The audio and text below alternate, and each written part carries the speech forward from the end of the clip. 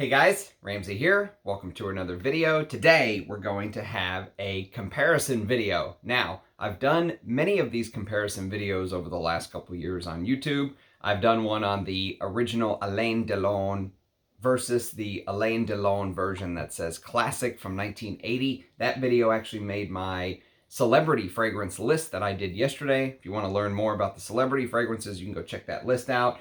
But today we're actually going to compare a Roja Dove fragrance, which Parfumo actually shows both as being discontinued now, which if that's true, it's absolutely shocking.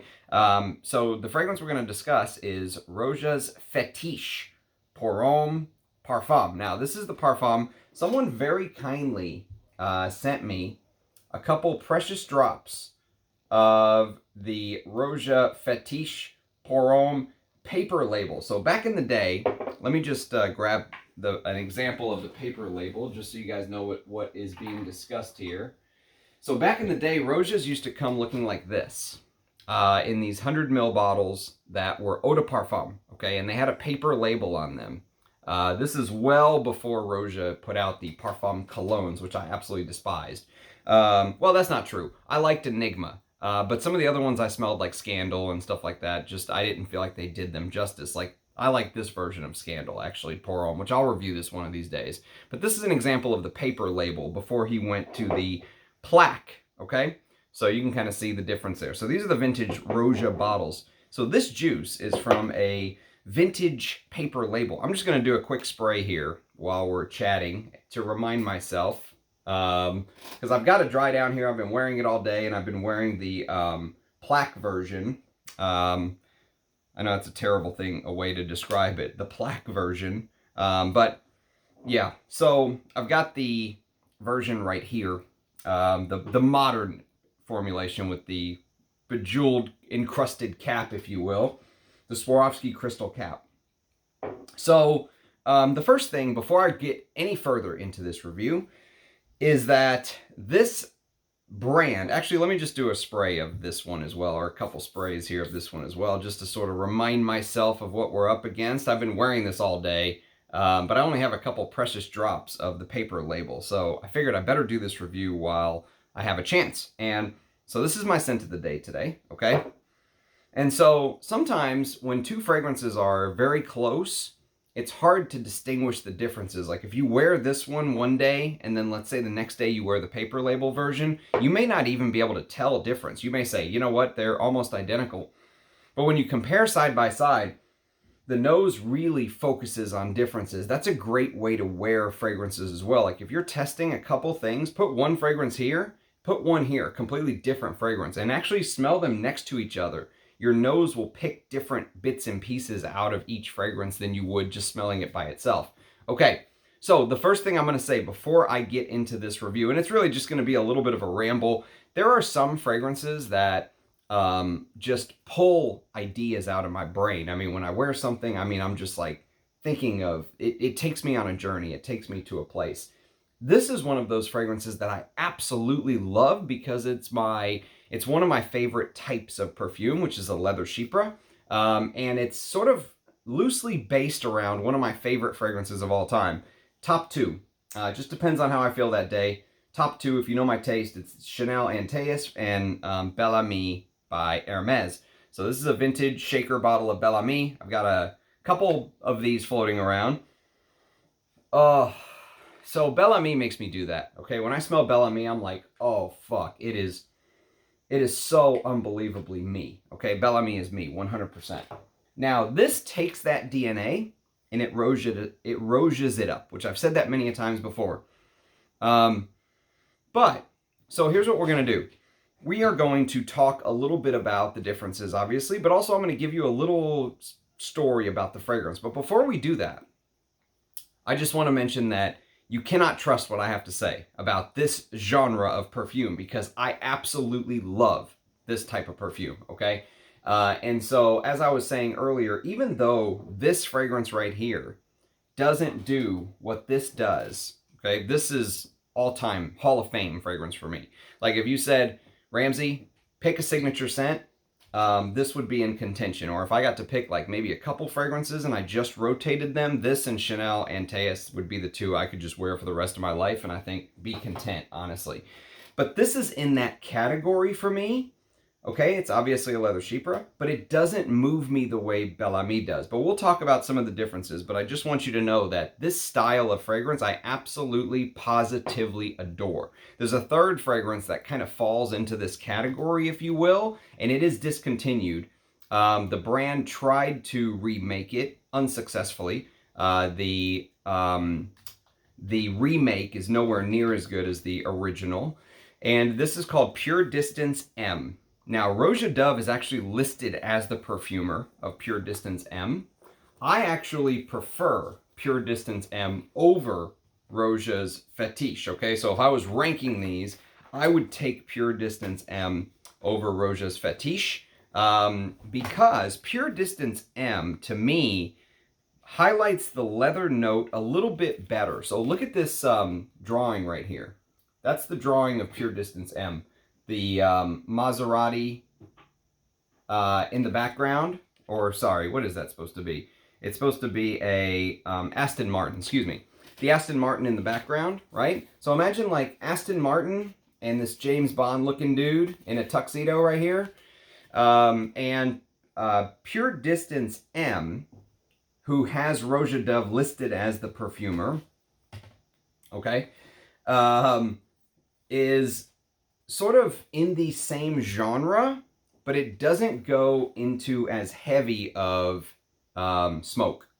So the Cliff Notes version of all of this, if you will, is that PureDistance M focuses much more on the leather note itself, and you still get sort of that labdanum. Of course, it's a leather chypre, right? So you're going to get bergamot in the top, you're going to get mosses and labdanum in the base, and you're going to get that leathery, patchouli-like smell, okay? But it focuses a lot more on the leather note, whereas Fetish sort of takes that DNA, if you will, and it expounds upon it, and it almost turns it into a blend between a vintage leather chypre and a Middle Eastern style fragrance. And the reason I say Middle Eastern style fragrance is if you were ever an altar boy, okay? Or if you went to the Catholic Church, or you have spent a lot of time around incense and stuff like that, right? This smoky smell that you're getting in the beginning of Fetish will remind you of that. That's something that my good buddy Al Manzano said. He said, Ramsey, the first time I smelled Roja's Fetish, it took me back to my days as an altar boy. And even though I was never an altar boy, I grew up in the Catholic Church, and I know exactly what he's talking about, because there is something in the beginning of this. You will get lots of smoke, a lot of smoke, almost to the point where in the beginning, there's some fragrances where the citrus element, which I'll talk a little bit about in the eau de parfum. I think in the eau de parfum, the citruses are sort of allowed to shine. They're allowed to breathe a little bit more, if you will, right?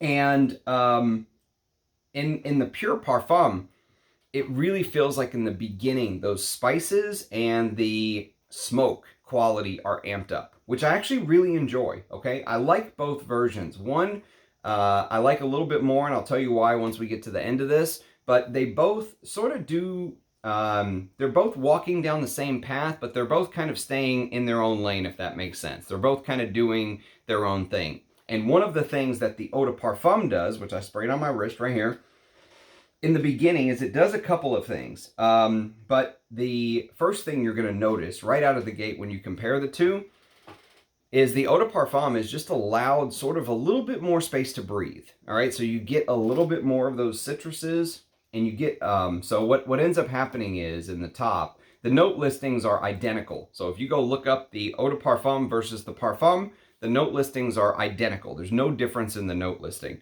It's the concentration that's different, right? One's an eau de parfum and one's a pure parfum. And so the eau de parfum allows a little bit of that very tart, there's a little bit of this tart, bitter, slightly metallic bergamot and lime in lemon that opens up in the top. The lemon sits a little bit more in the background. Mostly I get the bergamot and I get the lime. Okay, so those are the two citruses that are allowed to shine a little bit more in the eau de parfum. Whereas the Pure Parfum already, see, I can still get the citruses in the Eau de Parfum. The Pure Parfum, almost like the spices, the cardamom, and the smoke, the woody smoky note that you get, which is probably some sort of a synthetic molecule of some sort. I know Roja loves to harp on his natural materials and all that stuff, but it smells like some sort of a woody, spicy, note of some sort. That being said, I really like it, okay? I really enjoy this style of perfumery.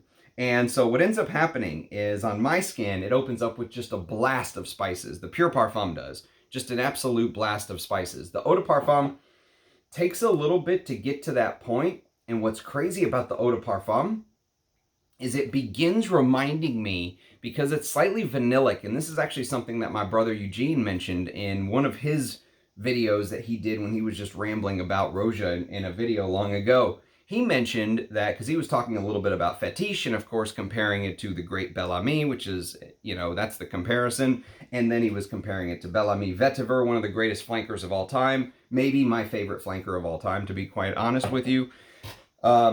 And he was comparing it, and he was saying that he thinks Bel Ami leans oriental because he gets more of these vanillic-like smells. Now, I don't agree with him there.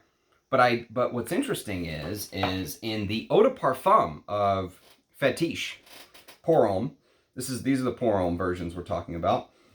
In Fetish Pour Homme, there is this vanillic, it's like a smoky vanilla that comes to the forefront on my skin. So I get a little bit of this smoky vanilla that I do not get in the Pure Parfum. And the smoky vanilla mixed with that leather note. See, one thing most people don't realize about old Guerlains, even Shalimar, which is known as one of the greatest vanilla oriental scents of all time, and I completely agree. This is a vintage Shalimar bottle from way back when, I think in the 80s, maybe early 90s, I'm not sure. But they don't make these bottles anymore, obviously. And this is the Eau de Toilette, but I love them all. I have a Parfum version, an extrait, which I'll do a video on. The Eau de Parfum version, I plan on reviewing all of them if possible. I absolutely adore Shalimar. Shalimar is one of those scents that set me on my journey. Like, everyone says, hey, there's like one scent that you smell that like really sets you on your journey. For me, it was Shalimar, or one of the scents that really got me going was Shalimar. And Shalimar has leather. Most people don't realize that. Most people always talk about of course, bergamot and the resins and stuff like that, and the vanilla, which, of course, that is extremely important in Shalimar. Of course, the story with Shalimar, if you're not familiar, is that, Jacques Guerlain, while fumbling with his father's creation, Jicky, dumped in too much ethyl vanillin, and off we go, right? Very similar story to what you hear about Chanel No. 5. Oops, we just dumped in too much aldehydes, but Coco Chanel loved it. So those balsamic, vanillic tonka bean note in Shalimar is mixed with leather. Many people don't realize there is leather in Shalimar. There absolutely is. It's in the background, but it is there. But of course, it focuses on the vanilla and the oriental notes, right? Like a smoky oriental. The Eau de Parfum of Fetish, the paper label, the vintage version, reminds me of Shalimar a little bit, because I get more of those vanillic resins coming to the forefront ahead of the spices and the smoke, like you get in the Pure Parfum. The Pure Parfum really, like right now, it's extremely spicy and smoky, which I love. I absolutely love that. But the vintage paper label version is almost a little bit tamer. It doesn't go into those heavy spices. It doesn't go into the, it doesn't go into the smoke aspect as quickly, the burnt wood aspect as quickly as the Parfum. Now, if you said, Ramsey, another Roja that, smells like an old Guerlain, no surprises at all there. Obviously, he was heavily influenced by Guerlain. What better house to be influenced by? I mean, Guerlain is my favorite designer of them all. I know some people prefer Chanel, and I love Chanel. Some people prefer Hermes. I love Hermes. But Guerlain is a house overall for me. Just that old back catalog, the story, that's... Old Guerlain is my favorite fragrance house of all time. What they've turned into with stuff like honey tobacco and all the shit they're putting out now, You know, that's not Guerlain to me. That's an LVMH creature that was created. Guerlain of old is dead to me. You know, it died when Jean-Paul Guerlain left, unfortunately. But, you know, old Guerlain is a special, special breed. But this hints a little bit at that. See, now I'm getting some more of the spices than it took a little while. Not a big, you know, when you're comparing fragrances, especially when it's supposedly the exact same fragrance, just a different concentration, sometimes it's just the way the alcohol, you know, evaporates off your skin. And sometimes the perfumers will make some changes to the formula to compensate for that change in alcohol content versus the oil content. And so the Pure Parfum is much more woodier, much smokier, even leatherier quicker, whereas the Eau de Parfum takes a little bit to warm up on your skin. It takes a little bit for the smokier and woodier aspects to start to come through. You know, I get more of the vanilla and I get more of the balsams. And so it's interesting that my brother Eugene was mentioning Bel Ami being more of an oriental, even though I don't agree with him necessarily. Doesn't mean I disagree with him either, but I don't agree with him just from my wearing of Bel Ami. I think this is a true proper leather chypre, but it's interesting that he mentioned some of those vanillic notes, if you will, in Bel Ami, and that, you know, I'm getting some of that in the vintage paper label of Roja. So this very tart, bitter lime, like I was talking about, sort of blends into the spices. And what it ends up doing is it blends with this note fig. Now, fig can come across as smelling very green, okay? But just imagine for a second, if you will, imagine smelling like fig marmalade. All right, so imagine like this marmalade, and then you drizzle a little bit of honey on top, and you have a fig marmalade spread, okay? And you take that fig marmalade spread and you spread it literally on like a smoldering log, all right? And that's the way that Fetish turns into. So when I wear Fetish pour Homme, especially this version, that sort of marmalade, fig, sort of honey feel blends with the it blends with the woods and the smoke, and it's like it's literally like smearing it on a smoldering log and smelling the smoke being filtered through this marmalade fig-like accord. And it almost adds this nectar feel to it, right? So imagine like a nectary smelling fig note. Very green in composition and very interesting. That's, you know, one thing about Roja, and I understand the heat Roja gets. I completely understand the heat. I understand there are some people who just hate Roja Dove for what he is and what he stands for in the industry, and he stands for sort of this excess. He stands for sort of this elite. Some people call it an elitist brand because these bottles are not cheap. They're 375 pounds or whatever 50 mils go for. And I understand sort of the hate he gets for recreating the classics and stuff like that. But I have to trust my own nose and give it to you guys 100% straight how I feel. I think that Roja Dove, even though his fragrances are extremely overpriced, I just identify with them because of the fact that they are recreations of classics. I mean, they really are. Now, he catches heat for that. But if you go back and watch my classic, I did a review of Francois Coty's Emeraude, okay? And that supposedly came out in 1921. Now, there are some people that will say Shalimar was created in 1921, but it wasn't released to the public to 25. There's all these, you know, conflicting reports, right? But the technical release date, if you go look on many of the databases of Shalimar, say 1925. Emeraude from 21 by Francois Coty smells very similar to Shalimar. This was 100 years ago, and this was going on back then. So even now, it's the same thing as far as who did what first, who copied what. I mean, it's an artistic venture, right? There's going to be people who take someone's work and riff off of it. And I think Roja does that very well. Whether you believe he is the perfumer or not, I'm not going to get into that debate. But just the fragrances themselves, whether it's some Robertet perfumer creating it, whether he's actually sitting there at his perfumer's organ spinning little Ferris wheels of blotters and smelling things and mixing things up like a mad scientist. I don't care about any of that.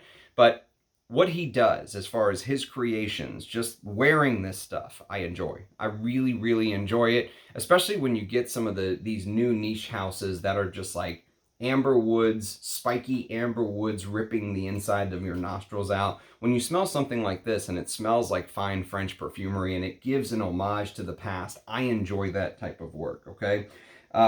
So one thing for me too about the differences between these two, because this is technically a comparison video, I guess I should hold them on the right side. This one's right here on the top of my hand, and this one's right here on my wrist, is that the Parfum is significantly stronger, which is interesting because usually the eau de parfums just tend to project a little bit more, but I feel like this Parfum, you know, wears almost like you would expect an eau de parfum to wear. It really does project, to me.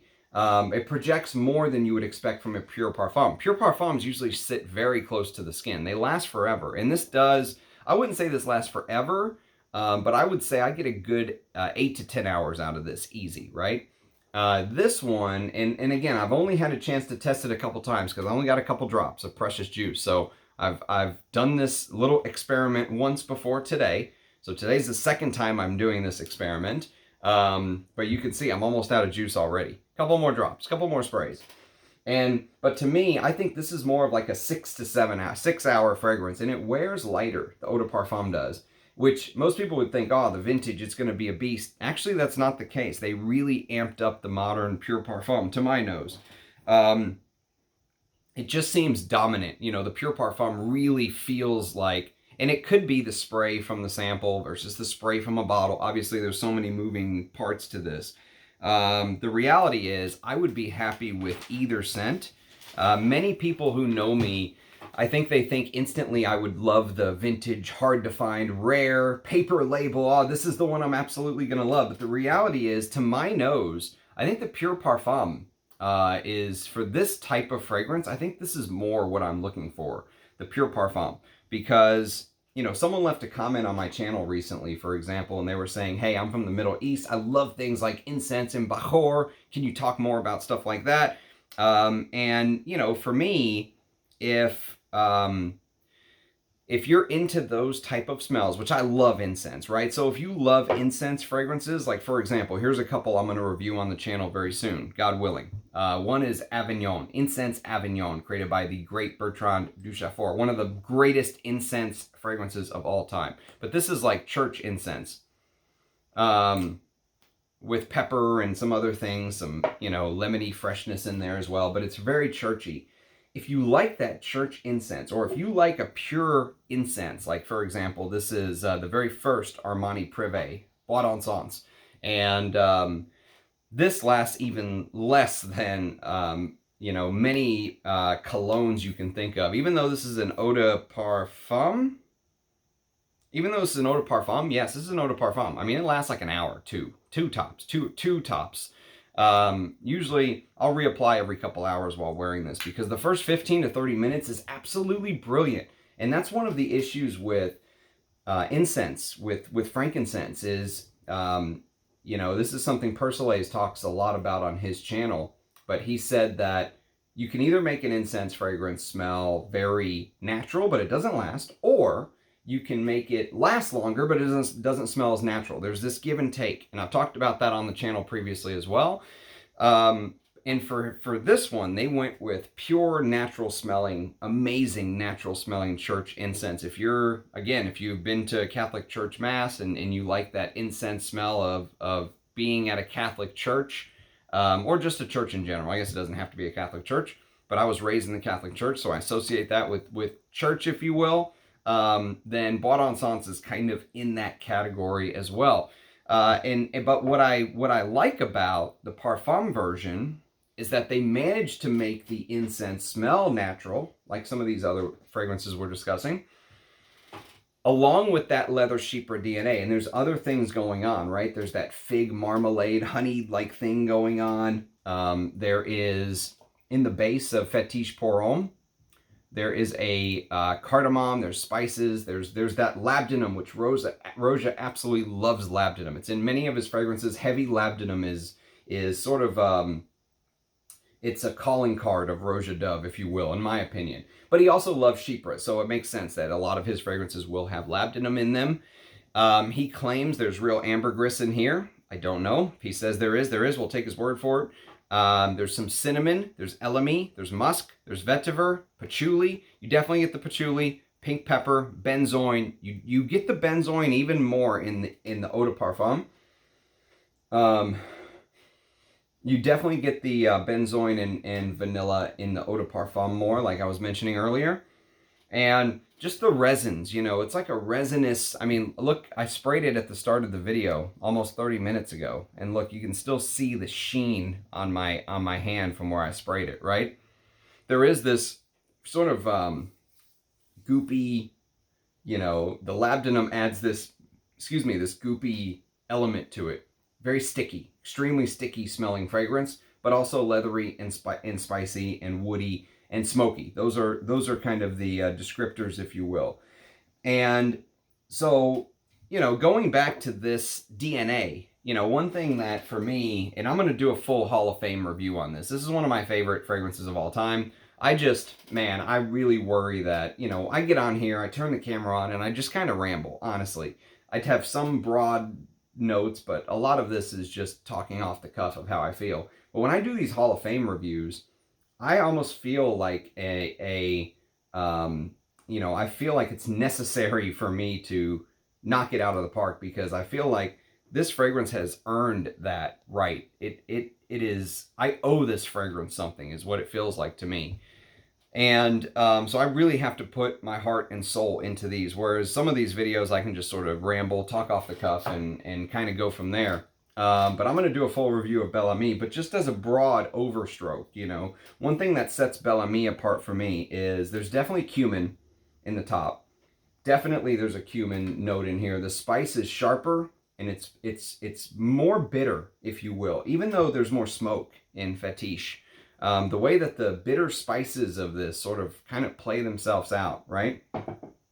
With that animalic, I think there's some castoreum in here that's not listed. This castoreum-like leather with woods. And to my nose, one of the biggest differences between these two is that this uses old school carnation, which was a very popular note in masculine perfumery. And this has an iris note in here. So there's no iris in here, which is interesting because many of Roja's fragrances do have iris. This one does not have an iris note listed. There is a violet note listed, okay, but there's no iris note. And what's interesting to me is this Bel Ami. One of the reasons that I really think that this is me in a bottle. Bel Ami is like, you know, it's one of the fragrances where if I had a signature scent, it could easily be Bel Ami. Is it really feels like it's like looking at a man wearing a three-piece suit with a fedora or something, proper hat, and I think Rich Mitch once said that this is like Sherlock Holmes. Okay, this is like Sherlock Holmes trying to solve a riddle in London, in England. It's raining outside. It's got that normal shitty English weather going on. But the man, even though he's dapper and well-dressed, there's something mysterious underneath, right? And that iris gives it this very suave feel, very dapper, very suave feel to it. Even though it's a leather and it's an old 80s animalic, old school powerhouse for men fragrance. Everything feels strong about this. There's something very dapper about it to me. And the way that the carnation blends, there's probably some clove in here as well. You know, even though it's not listed, you get a little bit of that eugenol clove thing, whatever you want to call it. And cardamom and these other spices that are blended together. And so for me, some of that's missing in Fetish, right? You don't get the iris, you don't get the carnation, you don't get the old school carnation, which adds this sort of spicy green floral element to it, which I love. I love carnation. I wish more men's perfumery nowadays would go back to using the carnation note. And you get more of, you know, it really is like he took it and Roja'd it up. I mean, that's really what it's like. You get the labdanum, you get the you get that very modern type feel. Even though there's some very heavy notes in this, he made it, you know, with the smoke, and it feels like a blend between Middle Eastern perfumery and, you know, a vintage fragrance like that, done in a Roja style. That's really what it feels like. There's some jasmine, which I did not mention earlier. There is neroli as well. So there are some florals in the heart, which is common. And I did see somebody mention, and I probably would not have thought about it, but I did see somebody mention, I have a comparison video. Speaking of comparison videos, I have a comparison video between Creation E, the Parfum, and the Parfum Cologne on my channel as well. But, you know, to me, this is much more of that cola-like vibe. Much more of the cola-like vibe in Creation E. Somebody I heard or read in one of the comments said that this also gives them a little bit of a cola vibe. I don't know. It's just something I thought I would mention. But for me, if you want the cola, I would definitely go for Creation E. But, you know, this is one thing that I will say is, if you've smelled, when it comes to Fetish, okay, if you've smelled sort of the way that artisanal houses have done some Cuir de Russie fragrances lately. So go watch my review on Russian Adams Cuir de Russie, one of my favorite. I mean, if you said, Ramsey, pick one Cuir de Russie you don't have in your collection, it would be that one for sure.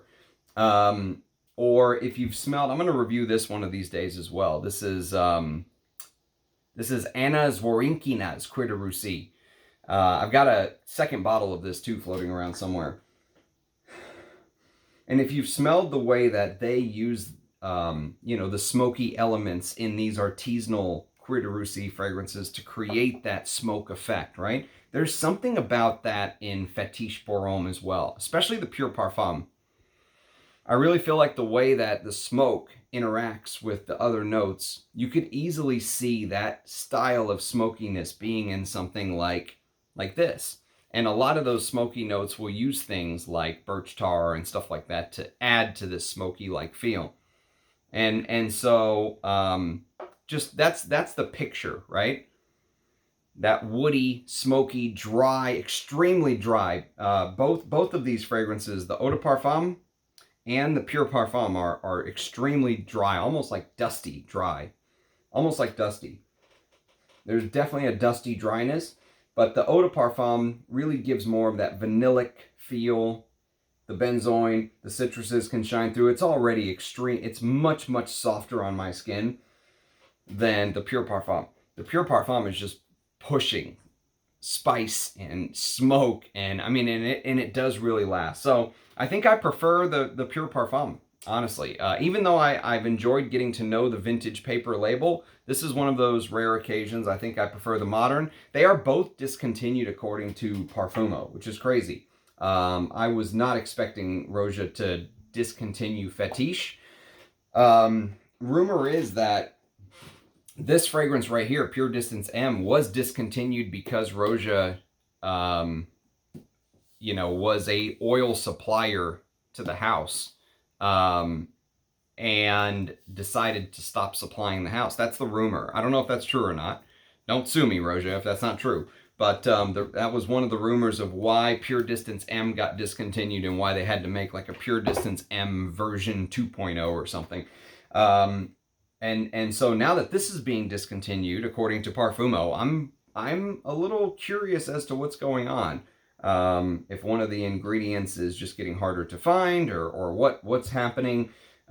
Because I really think that this is one of the stronger Roja offerings for somebody like me. If you love leather, you love vintage style perfumes, this is easily this one and Diaghilev are the two sort of leather fragrances that you could go for. So I know we covered a lot of ground. We talked about a lot of things, and I just got kind of scattershot at everything. But I think that gives you a good idea, at least, of the scent. A very interesting comparison to something I otherwise never would have been able to smell. Thank you to my perfume god person who sent this to me. It is very much appreciated. Thanks to everyone for watching and commenting and all the stuff you guys do. Let me know what you think about Roja's Fetish or the brand in general. Love seeing your faces in the comments. Cheers, guys, and I'll catch you next time. Bye-bye.